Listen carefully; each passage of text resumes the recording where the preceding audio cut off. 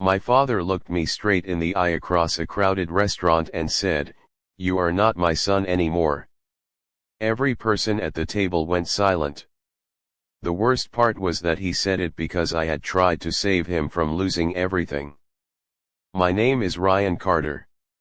I am 32 years old, and I live in Columbus, Ohio.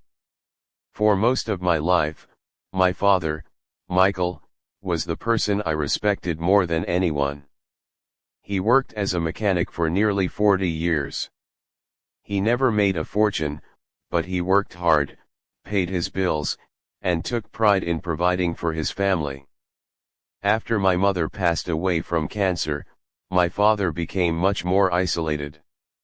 He still had friends, but one friend stood above the rest. His name was Dennis Harper. Dennis and my father had known each other since high school.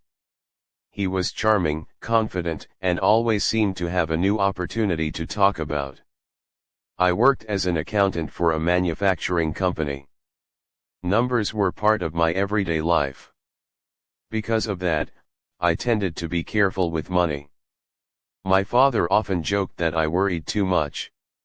About a year after my mother died, Dennis started talking to my father about investing. At first it sounded harmless. My father would mention new opportunities during our weekly dinners. One evening he smiled and said, "Dennis knows a group of traders making incredible returns." I laughed and said, "Be careful, Dad. If something sounds too good to be true, it usually is." He waved me off. At the time I thought nothing of it. I assumed it was just another conversation. I had no idea it would eventually destroy our relationship. Over the next few months, Dennis became a constant topic. Every conversation somehow came back to him.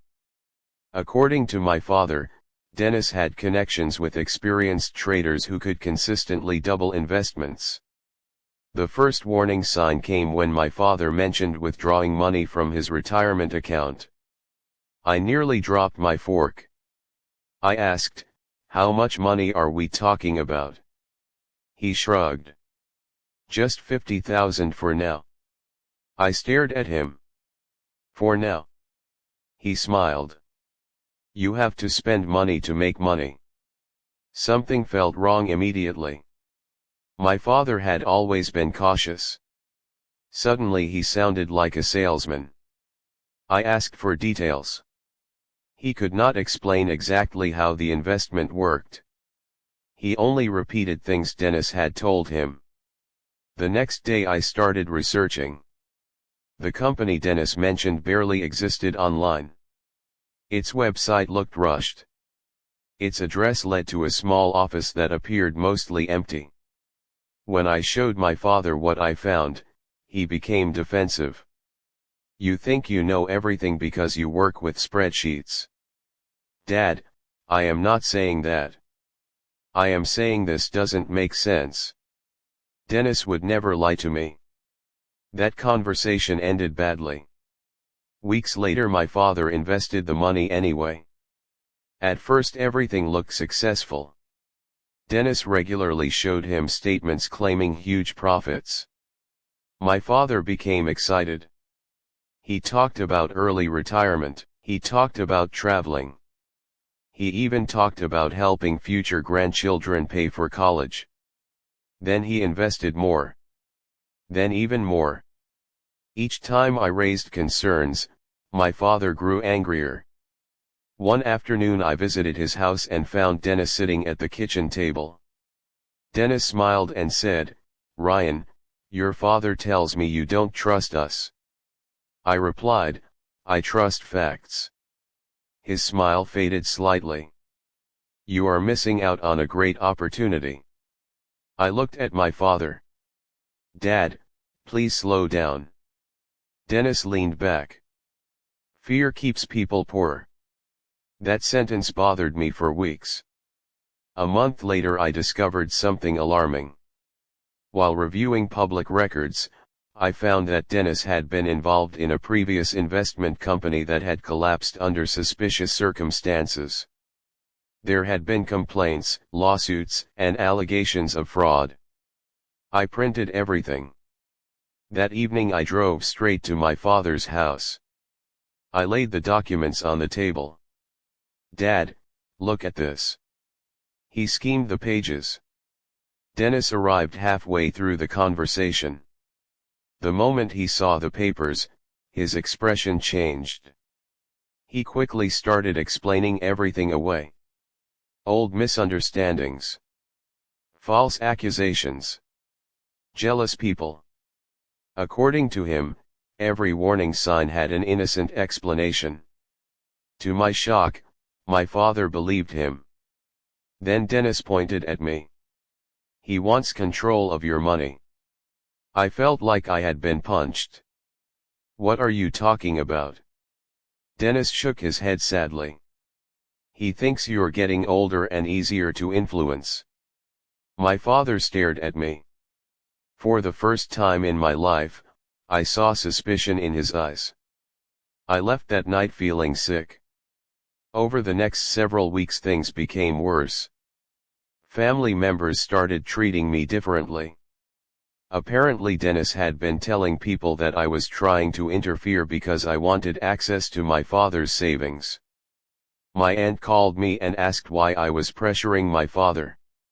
My cousin asked if I expected an inheritance. I could not believe what was happening. The more I tried to explain, the guiltier I appeared. Meanwhile my father continued investing. By then nearly $200,000 had disappeared into the scheme. I stopped sleeping well. Every day I worried about him.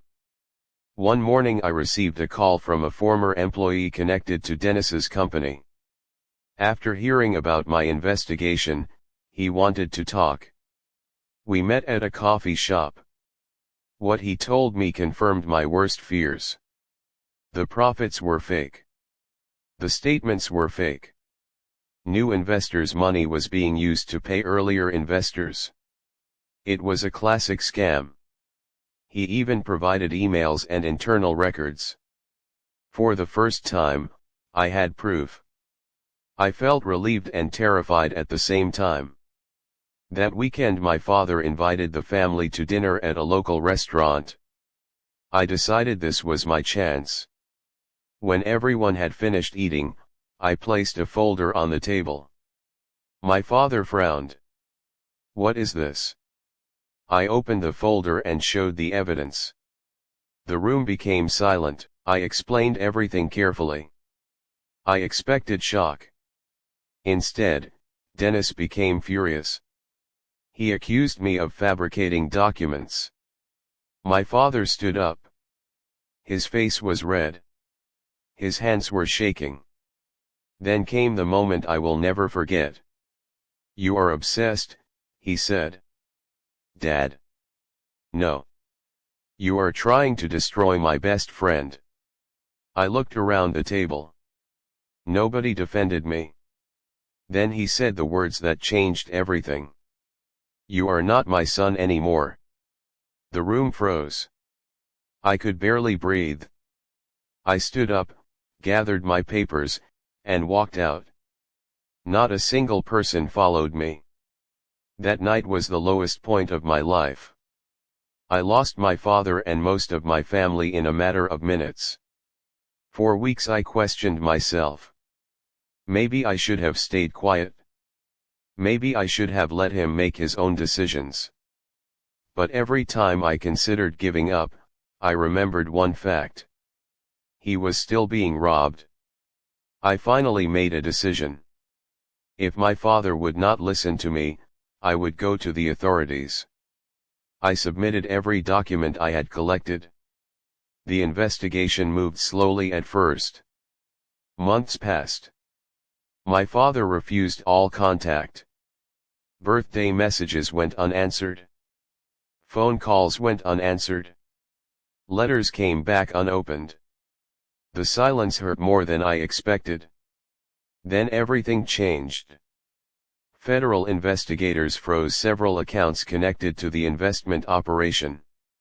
News reports started appearing. More victims came forward. The story spread quickly. Within weeks, Dennis disappeared. A warrant was issued for his arrest. When investigators finally released details, the losses were staggering. Millions of dollars had been taken from ordinary people. Retirees, veterans, small business owners, families who trusted the wrong person. One evening my phone rang. I recognized the number immediately. It was my father. For several seconds neither of us spoke. Then I heard him crying. I had not heard my father cry since my mother died. I was wrong, he said.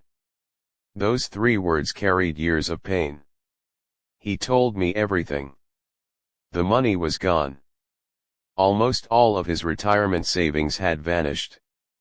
The statements had been fake from the beginning. He apologized again and again. Part of me wanted to stay angry. Part of me remembered the restaurant. Part of me remembered being abandoned by my own family. But another part remembered the man who taught me how to ride a bike, how to change a tire, and how to keep my word. We met a few days later. He looked older than I had ever seen him. We talked for hours. Not everything was fixed that day. Some wounds take longer to heal. But it was a start. Over the following year we slowly rebuilt our relationship. Trust returned one conversation at a time. The people who had believed Dennis eventually apologized as well. Some apologies mattered more than others. My father never recovered all of his money. That loss will always be part of his story. But he did recover something more important. He learned who truly cared about him when it was hardest to hear the truth. Sometimes I still think about that restaurant and the moment he said I was no longer his son. Then I remember the phone call months later, when a broken man found the courage to admit he was wrong. In the end, Dennis stole my father's savings, but he failed to steal the bond that survived every lie, every accusation, and every painful mistake between us.